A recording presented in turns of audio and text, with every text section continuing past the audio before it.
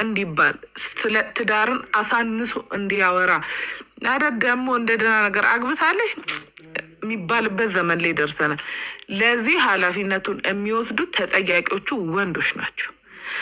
ምክንያቱም በጣም ከስንት አንዴ ካልሆነ አንሰማም።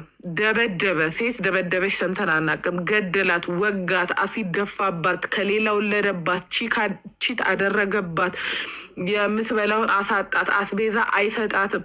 ይህ ሁሉ አደረጋት። ሰው ተጋብቶ ሲኖር ነው እንግዲህ ይህን ሁሉ ነገር እየሰማን ያለ ነው። ወይኔ ደበድባታል እኮ ቺት አድርጎባታል፣ ወልዶባታል፣ ብዙ ነገር ምን ሰሙ ማለት ነው።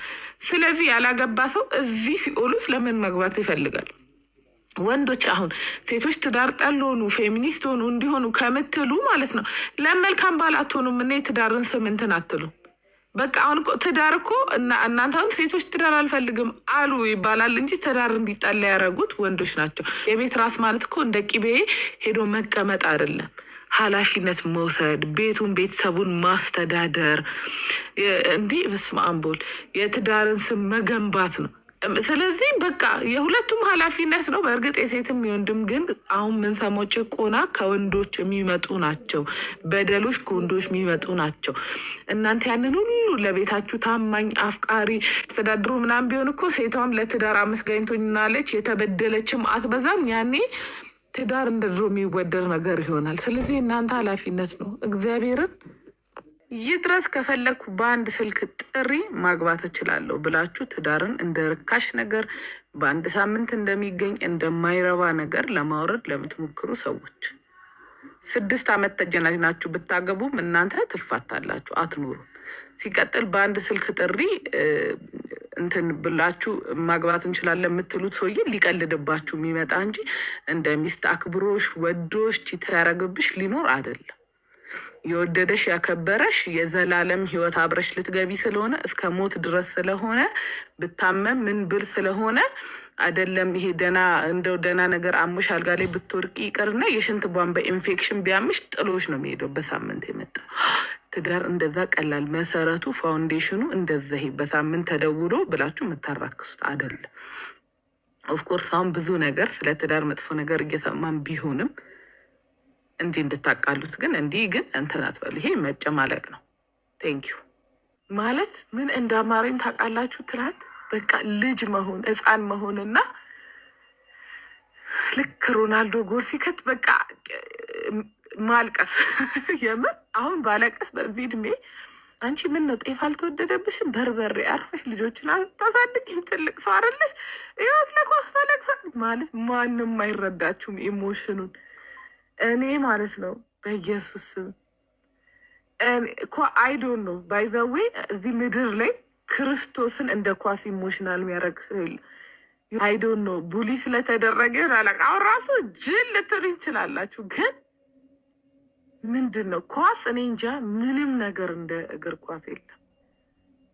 ሲያርሰ ፈልገው ጸዴ ኮንተንት አለኝ፣ ግን ስድቡን እዚህ ኮመንት ላይ የሚሰደቡትን አይቼ ነው የፈራሁት አለች። ማማዬ ተከፍሎሽ እኮ ነው የምትሰደቢ፣ ተከፍሎሽ ፔድ ስድብ እኮ ነው። አንቺ ሰፈር ውስጥ በነፃ አትጣይም? ከሰው በነፃ እየተሰዳደብናል ያደግ ነው። ገንዘብ እየሰራሽ እየተከፈለሽ ብትሰደቢ ምንድን ነው ችግሩ? በነፃ እንዴ ከወንድም ከእህት ከጎረቤት በቀን ውስጥ ራሱ ከስንት ሰው ጋር ስናልፍ ስንተላለፍ እንሰዳድባለን። እንጂ አትሄድም የይሽ አትሄጂም ሌላ ወጣሽ እኮ አንተ ምናምን ተባብለን በነፃ ተከፍሎሽ እና ህልም ተፈርቶ ሳይተኛ አይታደርም። ስድብ ፈርታችሁ ኮንተንት ክሬተር መሆን የተዋችሁ ተከፍሏችሁ ነው። ምን ያህል ሄድኩበት አገራል ብዙ ሄዷል። ያህል ሄድኩበት ነው የምልህ ታይላንድ፣ ሆላንድ፣ በዚሁም በሱዳን ዚዳን፣ በዚህም በሶማሌ የትየለሌ ምን ያህል ሄድኩበት አንታርክቲካ ምን ያልዞርኩበት አገራለ። በጣም እንዲ ይህን ሁላ ሄደዋል ያለ ታያለ ዋ ብሏል። ያበደቀ ስሚ ይሄ እኮ የወገብ ነው። ምንድን ነው እንደ አንገት ጌጥ አንጠልጥለሽ የምትሄጂው? ወገብ የለማ። እስኪ አንገትሽ ላይ ሞክሩ። አንገቴ ላይ ነው ወገብ የወገብ እንደሆነ አቃላ እኔ ከኋላ እንዲ ይዤልሽ ልጅ ይሞታ እንዴ? ወገብ ባይኖር መዘነጥ ይቀራል እንዴ? አይቀርም። ሂጂ ሂጂ፣ በቃ ሂጂ። እታያለሁ እታያለሁ። አረገች እኮ ነው የሚሉኝ። እኔ አልታይማ። ዝቅ ልበል ያለው። በነገራችን ላይ ነጋዴዎች የምትሸጡትን እቃ በስጦታ መልክ አትስጡ። ሰው ጋር ስትሄዱ ስጦታ መስጠት ካለባችሁ ሌላ ነገር አንስታችሁ ስጡ። ጀስት በቃ እናንተ ሱቅ ስላለ ብቻ የከፍላችሁበት ዋጋ ያወጣችሁበትን አይመስላቸውም። ተነስቶ መሄጃ ዝናብ ተጠልሎ ሱቃችሁ የገባ ይመስላችኋል መሰለኝ። በቃ እራሳችሁ ጋር ስላለ ዋጋ አይኖረውም። ከእናንተ ከምትሸጡት እቃ ያነሰ ብትሰጧቸው ራሱ ይደሰታል። የሆነ ዋጋ ያለው ይመስላቸዋል። ግን ኖርማሊ የምትሰሩትን ስራ ስትሰጧቸው የሆነ ለቅማችሁ የጦጣ ሳንቴ ነው የሚመስላቸው እንዴ። ሀይ እንዴት ናችሁ? በቺቲንግ ዙሪያ ከጓደኛዬ ጋር አንድ ክርክር አድርገን እስቲ እናንተም ዳኙን ብዬ ነው ወደ እናንተ ያመጣሁት እና ይቅርታ ታረጊያለሽ አታረጊም በሚለው እያወራን እኔ አረጋለሁ ግን ቺት ያረገበት ቅድመ ሁኔታ ይወስነዋል አለችኝ። እኔ ደግሞ ምን አልኳት? ለቺቲንግ ቅድመ ሁኔታ የለውም። ምን ጸጉሯን ልትፈርዝበት ያስቀመጠችው ተልባን ሸራቶት አይገባ አልኳት። ቤታችሁ ተምታቶበት ቤት ቁጥር ተሳስቶ ወይ እዚህ ቤት አመሻ አይደል ብሎ አይገባ አልኳት። ወይንም ደግሞ ውሎ ተጀና ነው ስልክ ተቀያይሮ ነይ ብሎ በየአይነትም ይሁን ሚሪንዳም ጋብዞ ተስማምቶ መከላከያ ይዞ ላይዝም ይችላል። ነገሩ ስንት ነፈዛለ ይዞ ሩም ይዞ ስሜቱ እስከሚመጣ ተሳስሞ ተሻሽቶ ምን ብሎ ያደረገ ሰውዬ ሳያስብበት ነው ሚስቴክ ነው ልንል አንችልም። ምንም አይነት እኔ ለእኔ በበኩሌ ለቺቲንግ ቅድመ ሁኔታ የለውም። እንዲሁ ባሌ ወስላታ ቢሆንም እኔ ይቅርታ ልባለኝ፣ ልቤ ክፍት ነው፣ ይቅርታ አረግለታለሁ። የአባት ነው እግዚአብሔር። እንግዲህ ያንቺን ይቅርታ አይንሳሽ፣ አንቺም ለኃጢአትሽ ይቅርታ ይደረግልሽ እንጂ ለቺቲንግ ቅድመ ሁኔታ የለውም። ታደራችሁ ዛሬ የምነግራችሁ አንድ ነገር ጠዋት ጠዋት ሁሌ ከእንቅልፋችሁ ስትነሱ ባላችሁ ተነስቶ ስልኩ ዞሮ የሚነካካ ከሆነ አይወዳችሁም።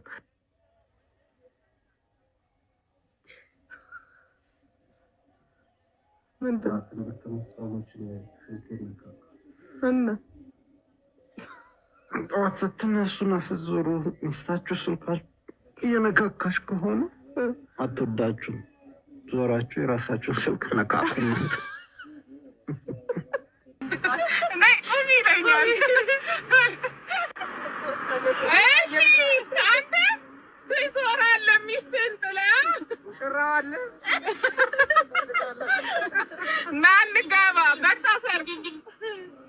ሳገባ ለባሌ ምሳ አልሰራለትም፣ አልሰማውም።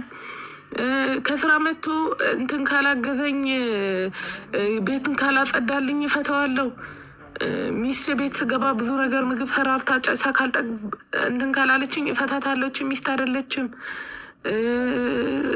እንዲህ ተቃዋሚ ፓርቲ እኮ አይደለም የምታገቡት። ትዳር እኮ ፉክክር። እንዲህ ካላረገች አላረግም። ይሄ ቅድመ ሁኔታ ያለው ካረግሽልኝ ነው ማረግልሽ፣ አንድ ስትራመጂ ነው ምራመደው አይደለም። ትዳር እኮ መዋደድ መተሳሰብ ነው። ሚስትክ ስትገባ ምግብ ባሰራልህም ውዴ ምነዛ ምሳ የለም ዛሬ ምን ነው ምናምን ብላ በፍቅር የምጠይቀው ነው እንጂ ስላልሰራሽ ትወጫለሽ። ከዛም በኋላ እኔ ሚስት ስለሆንኩ አሽከር አይደለሁም ለሱ ምግብ ካገባሽ በኋላ ባልሽ ምግብ ባለመብላቱ ቀንሽ ሁሉ ሊረበሽ ይችላል። ወይኔ ማሪ ርቦት ዋለ ብለሽ ማለት ነው። እኔ አሁን ያው ሰርጀሪ ስለሆነ የሚሰራው ጠዋት ወጥቶ እስከ ማታ ላይ በላ ይችላል እና በጣም በቃ ሰው ራሱ ማቧራት ነው የሚያስጠላኝ። በጣም ከማዘኔ የተነሳ ባሌ ሳይበላ ዋለ ብዬ ትዳር ይሄ ፉክክር እንደ ተቃዋሚ ፓርቲ ካላረግሽልኝ አላረግልሽም። እና ይሄ እንዴት ነው የስራ መግቢያ ሰዓት አስይዛችሁ የምትገቡት መስሪያ ቤት የምትገቡት አይደለም። ይሄ 6 ሰዓት እንዲህ ካልደረስክ እንዲህ አልደርስልም። ፉክክር አይደለም ጭራሽ። በጣም ስለምትዋደዱ አይደለም ምሳን አይደለም ቤት ማጽዳትን አይደለም ምንም ገላችሁን ተሰታታችሁ የለ እንዴ?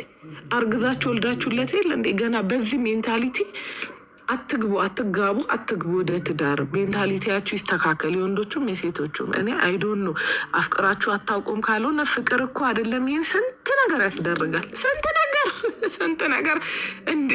ምራቅ እየተሳሳማችሁ ሼር የምታደርጉ ሰዎች ለምሳ አልሰራም ሰራለሁ እንከራከራለን። ካገባን በኋላ አይሆንም። ትዳር እንደዛ አይደለም። እኔ እንኳን ምግብ መስራት ስለማልወድ ነው ቡና ማፍላት ምናምን፣ ግን ችግር የለውም። ዋናው መበላቱ ነው ባይዘወይ እና ሰው ሁሉም ፍቅሩ የሚገልጽበት ሜትድ ይለያያል። እኔ አሁን ፍቅር የምገልጽበት የተለያየ ነው። ለባሌ ግን ሁሌ እየሰራው እስከ ዘላለም ብኖር ራሱ ደስታዬ ነው። ለእኔ ሽንፈት ውርደት አይደለም። እሱም ለእኔ ቢሰራ ሽንፈት ውርደት አይደለም። ሳልሰራም ብጠብቀው ደግሞ እቺ ሚስት አይደለችም እንደው ገደል ትግባ አይለኝም። ምክንያቱም ፍቅራችን በመብላት ቤት በማጽዳት ምናምን ላይ የተመሰረተ አይደለም። ፋውንዴሽኑ ከእህል በላይ ነው እና በዚህ አትፎካከሩ።